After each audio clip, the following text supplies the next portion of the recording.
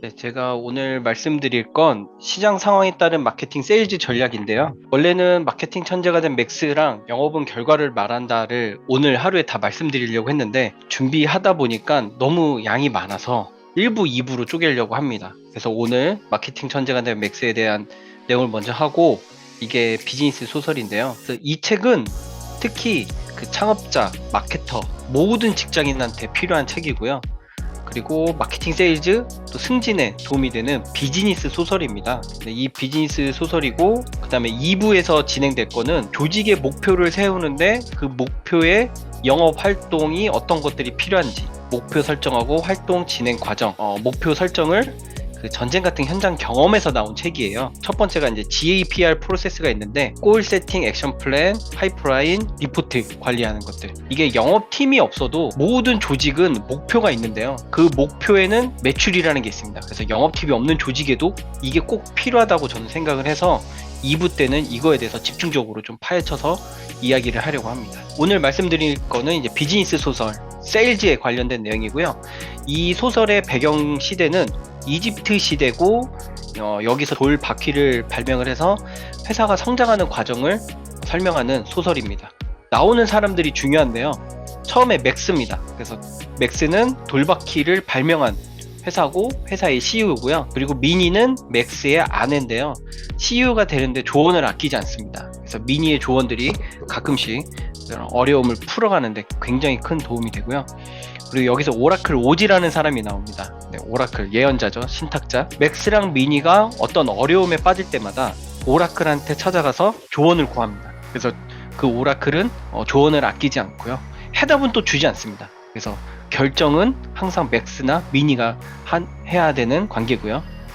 다음으로 이제 영업 세일즈맨들이 나오는데요. 첫 번째로 클로저 카시우스가 나옵니다. 이 사람은 되게 어떠한 경우에도 판매를 잘하는, 그러니까 꿈을 파는 사람이라고 나오고요.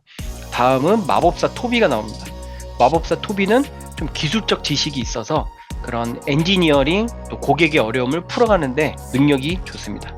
다음으로 빌더 벤이 나오는데요. 빌더 벤은 인간관계 구축을 잘하는 세일즈맨입니다. 그래서 이제 신뢰를 쌓고 경쟁사를 어떻게 세일즈를 가져오는지 그 부분이 이제 나오고요. 마지막으로 세일즈 캡틴이 나옵니다.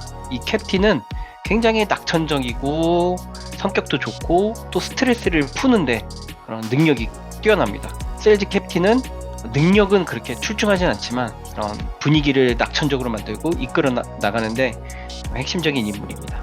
그래서 이 책에서는 시장 상황을 4가지로 구분되는데요. 첫 번째는 이제 바퀴를 발명한 시대, 두 번째는 성숙기에 접어들고, 세 번째는 치열한 경쟁이 이제 시작됩니다.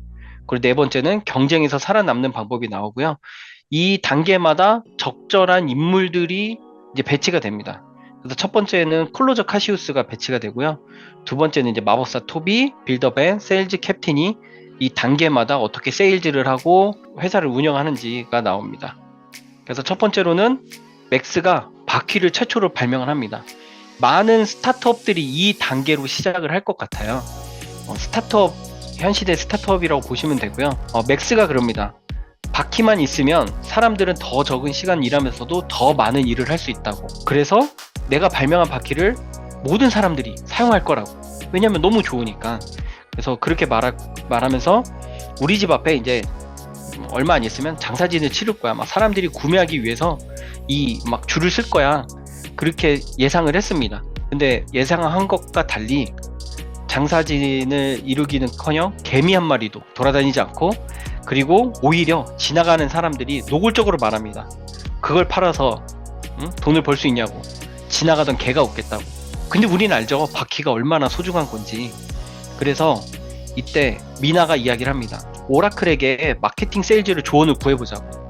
근데 오라클 오지는 정말 좀 괴상한 그런 사람으로 소문이 났던 거예요. 그래서 맥스는 그 사람 별로 가기 싫어 하는데, 그럼 미나가 그럽니다. 그럼 뾰족한 방법 있나요? 그 사람한테 조언을 구해야 되지. 여기서 이제 맥스가 그래 그럼 한번 가보자.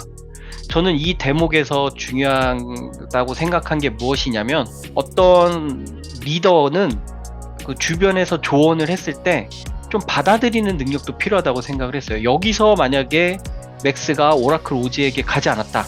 그러면 아마 바퀴는 이 세상에 없겠죠. 이거 소설입니다. 비즈니스 소설. 사실에 관한 게 아니고요. 그렇겠죠. 그래서 오라클 오지에게 찾아갑니다. 근데 오라클 오지는 언제 사람들에게 들려주냐? 맛있는 음식을 준비하면 그 음식 냄새를 맡고 이제 동굴에서 나오는데요. 동굴에 나와서 오라클 오지는 이렇게 이야기합니다. 사람들은 수백만 년 동안 바퀴 없이 살아왔던 사실을 먼저 생각해야 된다. 그래서 첫 번째 질문을 던집니다. 고객은 누구인가? 뭐 바퀴가 필요한 사람들이겠죠. 하면 이제 두 번째 질문을 하게 됩니다.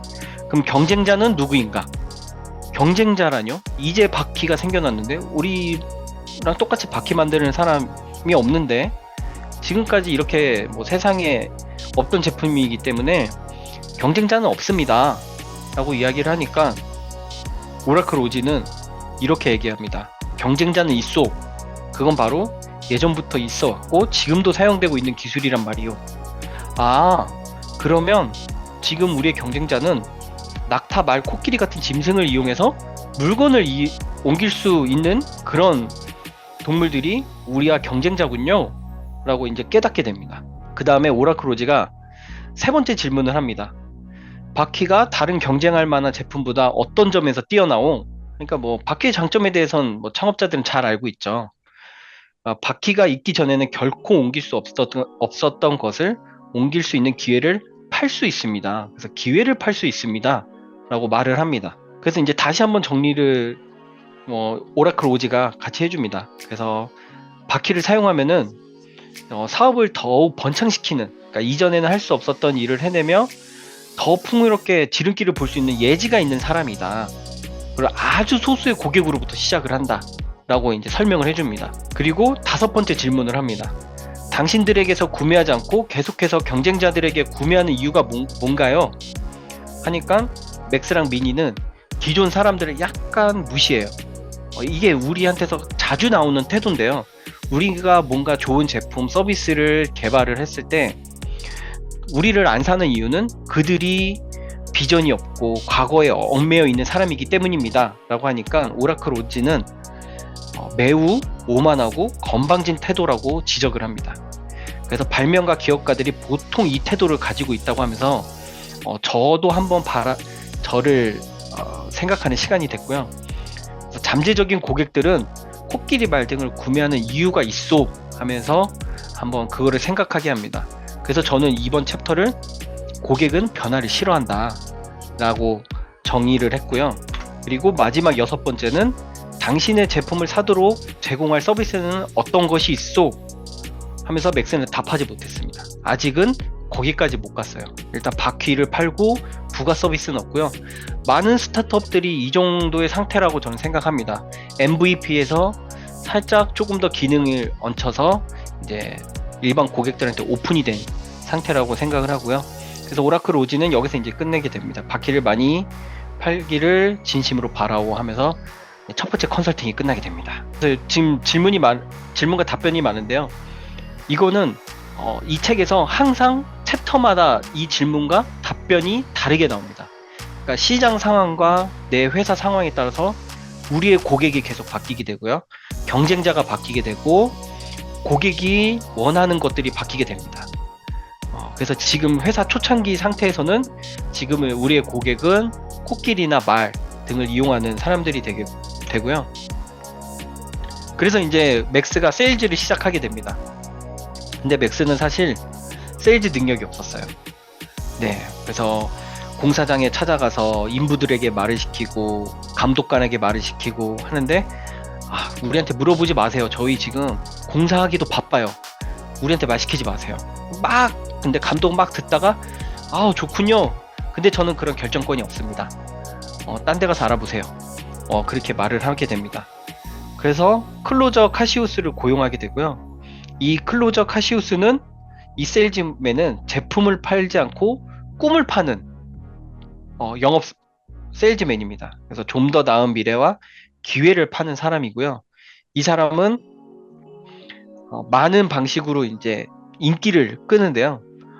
맨손으로 1톤이나 되는 바위를 옮기기도 하고, 그리고 하늘에 나는 양탄자를 타고 다니면서 기업 대표, 석공, 농사꾼에게 판매를 시작을 합니다. 그러니까 하늘을 나는 양탄자를 타고 다닐 정도면 우리 시대로 따지면 뭐 벤츠를 타고 다니는 거죠. 벤츠를 타고 다니면서 기업가의 대표들, 성공한 사람들에게 이 바퀴를 팔기 시작합니다. 그리고 바퀴를 이용해서 오벨리스크를 옮기고 사람들의 이목을 끌기 시작을 합니다. 그래서 이제 바퀴가 재고가 없을 만큼 날개 달리듯이 막 팔리기 시작을 하는데요. 이제 한번 정리를 하자면, 새로운 기술은 혁신적이지만 이게 초반에는 사람들한테 매우 생소합니다. 그래서 생소하기 때문에 사람들은 거부하게 되고요. 그리고 이 기술을 이용하는 사람은 굉장히 소수가 이용을 하게 됩니다. 그 표준 분포로 보면은 상당히 앞에 있는 사람, 그러니까 상위 2%? 이 소수만이 새로운 기술을 도입을 하고 항상 진취적으로 리스크를 테이킹하면서 아웃풋을 냅니다. 그래서 여기선 저는 X3의 법칙이라는 거를 한번 정의해봤는데요. 그러니까 기존 제품보다 최소 3배를 좋거나 3배 싸거나 그래야 쓴다. 그래야만 이 리스크를 갖고도 한번 스타트업이나 작은 기업들의 제품을 쓸 것 같고요. 그리고 이분들의 특징이 굉장히 조직 내에서도 챌린저 타입입니다. 그래서 혁명가, 개혁가라고도 불리고요. 이런 분들이 예전에 크롬을 많이 썼다고 해요. 아주 예전에 인터넷 익스플로러가 거의 다 쓸 때 너무 느린데 어떻게 하면 더 빠른 브라우저를 쓸까 하면서 이제 크롬 유저들이, 이런 챌린저들이 많았다고 하고요. 그리고 트렌드에 굉장히 민감합니다. 그러니까 요즘 나오는 기술들, AI, 뭐 스타트업들을 뉴스를 구독한다거나 그래서 기술 트렌드에 굉장히 민감하고요. 그리고 세미나 같은데 굉장히 참석을 잘합니다. 그래서 코엑스에서 열리는 IT 세미나들을 다니면서 새로운 기술들, 그리고 그 기술들을 이용하는 고객 케이스를 묻거나 그렇게 하고요. 근데 여기서 중요한 거는 맥스가 네모난 바퀴를 만들었으면 어땠을까? 물론 잘 안 팔리겠죠. 근데 생각보다 많은 회사에서 우리 회사는 마케팅과 세일즈가 문제야, 바퀴를 네모나게 만들어 놓고, 그런 회사들이 많습니다. 그랬을 때는 옆에 있는 사람들의 조언이나 어떤 컨설팅이나 조언을 받을 수 있는 오라클, 오지 같은 존재를 항상 곁에 두고 의견을 받아야 될 것 같습니다. 다음은 이제 성숙기에 접어든 바퀴 시장인데요. 두 번째 챕터입니다. 성숙기에 접어드니까 클로저 카시우스가 떠난대요. 저는 팔 만큼 팔았습니다. 더 이상 팔 데가 없어요. 그 이유가, 클로저 카시우스는 표준 분포도에서도 매우 앞단에서만 파는 사람이고요. 이제 성숙기에 접어들면은 이 중간까지 와야 됩니다. 이 중간까지 오니까 갑자기 이제 토탈 솔루션을 원하는 고객들이 생기기 시작했어요. 예전에는 클로저가 판매하는 상품을 요리에 비교를 하면 고객에게 그냥 생선이나 야채를 납품하는 그런 판매 형태였다면, 이제 성숙기에 접어들면은 우리는 요리를 먹고 싶습니다. 뭐 생선 요리를 고급지게 해주세요. 돈은 충분히 드릴게요. 디저트까지 내어주세요. 그런 이제 고객들이 생긴 거고요. 이 시점에 거대한 피라미드 계약을 수주를 합니다. 그래서 거대한 피라미드 계약에서 원하는 거는 우리 바퀴 납품 일정하고, 그리고 바퀴 사용 교육법, 그리고 이 바퀴가 하중을 얼마큼 견딜 수 있는지 테스트 결과서 등을 이제 유지보수를 요구하게 됩니다. 근데 클로저 카시우스는 거기에 관심이 없었어요. 자기는 오로지 판매에만 관심이 있었고요. 그래서 이제 맥스의 회사는 이를 세심하게 관리하고 처리하는데 뛰어난 세일즈맨이 필요하게 됐습니다. 그래서 그 세일즈맨을 이제 마법사 토비를 고용을 하는데요. 이 토비는 기술 지식이 뛰어났어요. 그러니까 엔지니어링 도면을 볼 수가 있고, 이 바퀴를 다른 술에 넣거나 썰매에 결합하는데 아주 능수능란했어요. 그리고 일정 관리도 할 줄 알았고, 고객 관리도 잘했습니다. 그래서 판매의 8단계라고 나오는데요. 판매의 8단계에서 클로저는 3에서 6단계만 관리를 했습니다. 그래서 3에서 6단계는 잠재 고객을 찾아내고 프레젠테이션하고 이의 해결하고 판매 성사, 이 짧은 단계만, 파이프라인만 관리를 했고요. 토비는 마케팅부터 지속적인 비즈니스, 사업 비즈니스까지 넓은 범위를 하는 세일즈맨이 세일즈맨이었습니다. 그래서 근데 토비의 단점이 있습니다. 그 맥스가 클로저만큼 토비가 빨리빨리 판매를 못하는 거예요. 그래서 클로저는 한두 달이면은 모든 바퀴를 판매할 정도였는데 토비는 한번 판매를 하려면 6개월, 9개월, 길게는 12개월까지 걸렸습니다. 근데 그 이유가 이제 클로저는 약간 SMB, 그러니까 스몰 미디엄 비즈니스에게 판매를 많이 했고요. 토비는 엔터프라이즈에게 판매를 많이 했습니다. 근데 엔터프라이즈의 특징이 조직 복잡도가 굉장히 높습니다. 엔터프라이즈에서 혼자 독단적으로 결정할 수 있는 그런 조직은 거의 없다고 보시면 되고요. 그래서 여러 부서가 같이 의사결정을 하고 그 테스트를 거쳐서 구매를 하게 됩니다. 도표로 보시면은 SMB는 조직 복잡도가 낮은 대신 구매력이 낮습니다. 그리고 엔터프라이즈는 조직 복잡도가 높은 대신 구매력이 굉장히 높습니다.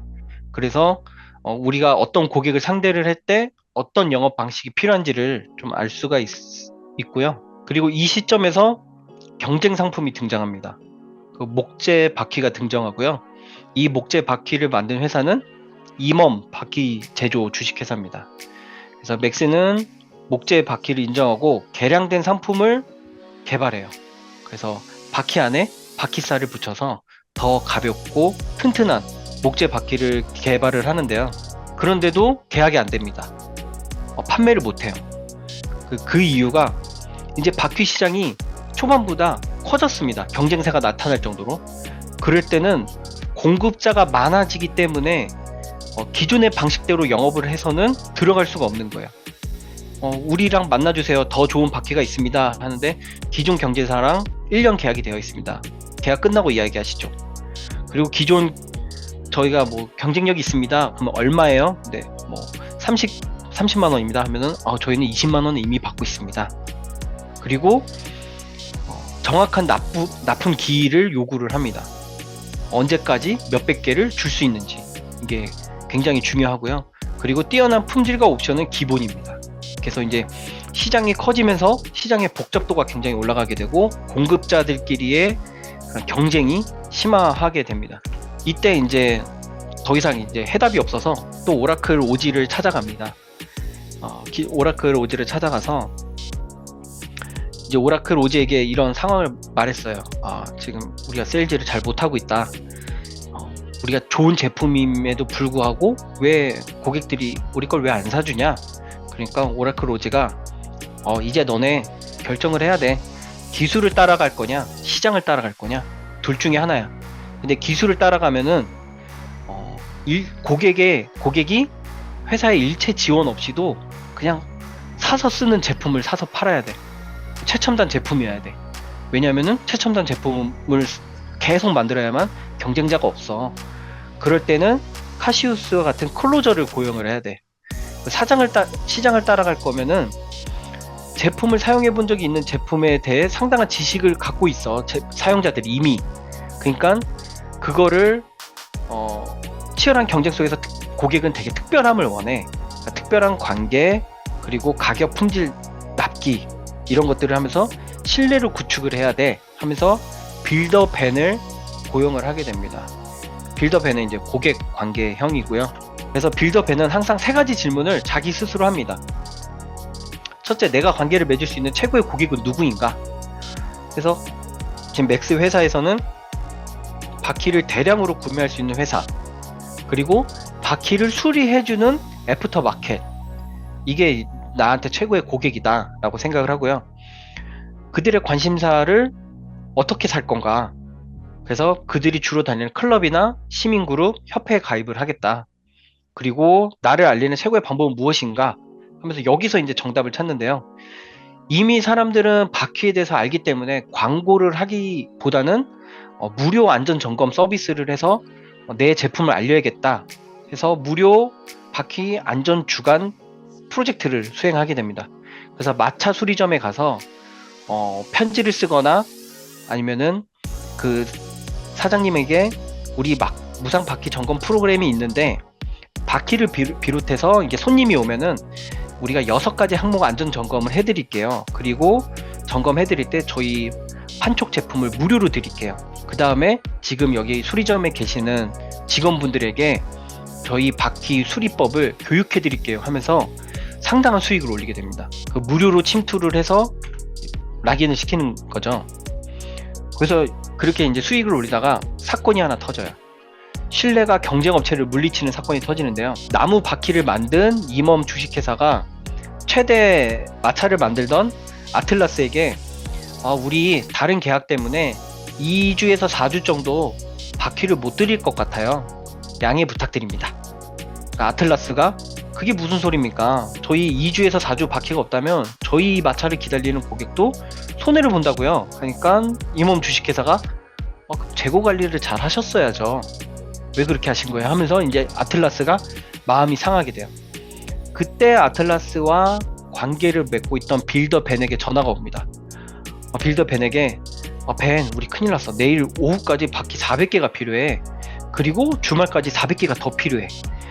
근데 벤은 이거 진짜 시간이 턱없이 부족했습니다. 그래서 하지만 이만한 기회도 없었어요.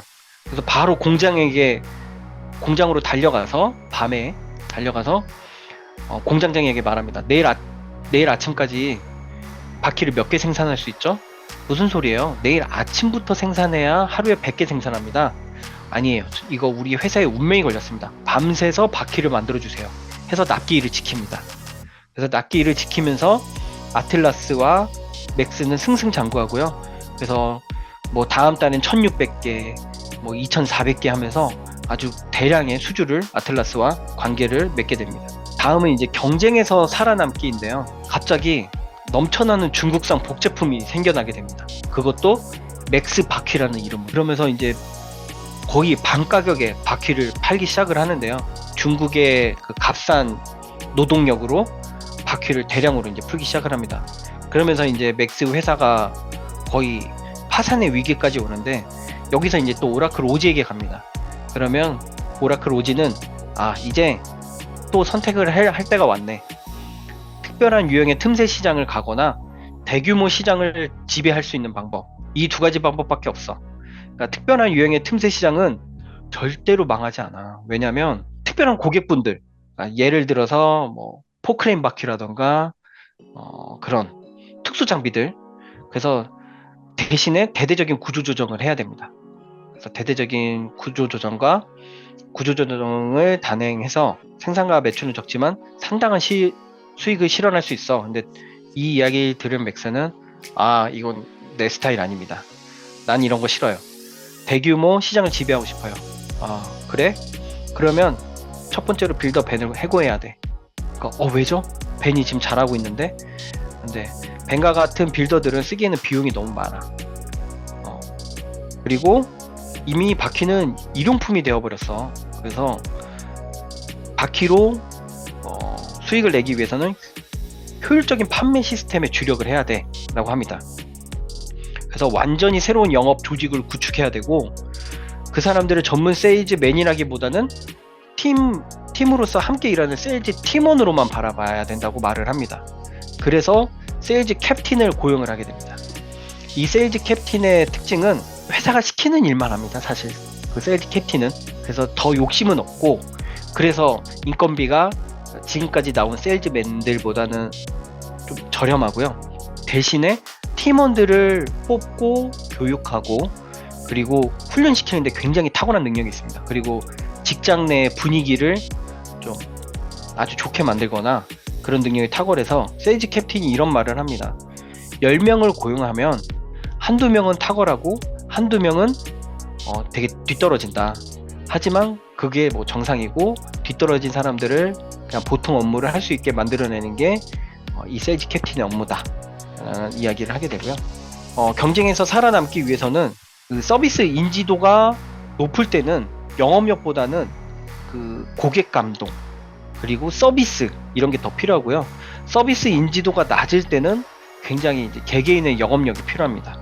그래서 일용품이 되어버린 바퀴를 누구나 쉽게 사용을 하니까 이거를 경쟁 있게 판매하기 위해서는 구매할 때 굉장히 편리해야 됩니다. 그래서 세일즈 캡틴이 하는 일이 구매할 때 불편한 것들을, 장애물들을 걷어내는 역할을 하고요.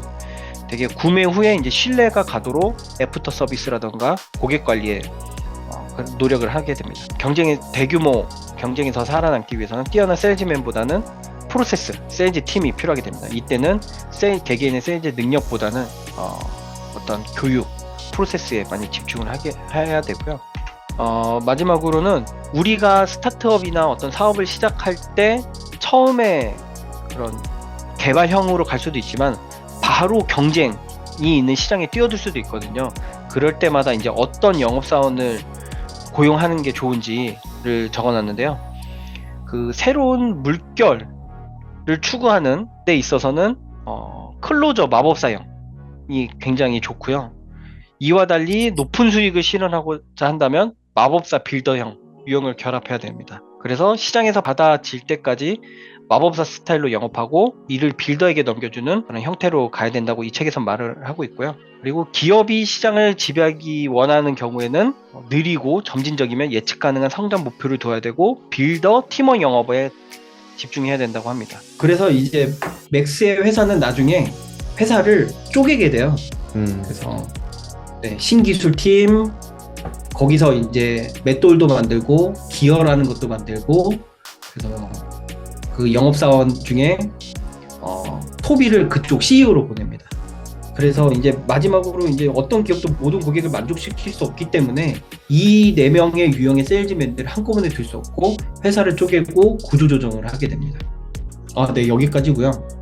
그래서 제가 이 책을 읽으면서 느낀 거는, 물론 회사나 시장 상황에 따라서 세일즈맨을 다 고용을 할 수가 없어요. 하지만 시장 상황에 따라서 이런 마인드셋을 갖고 우리의 고객은 누구인가 항상 스스로 질문을 하고 그거에 맞는 마케팅, 영업 방법을 고민을 해야 될 것 같습니다.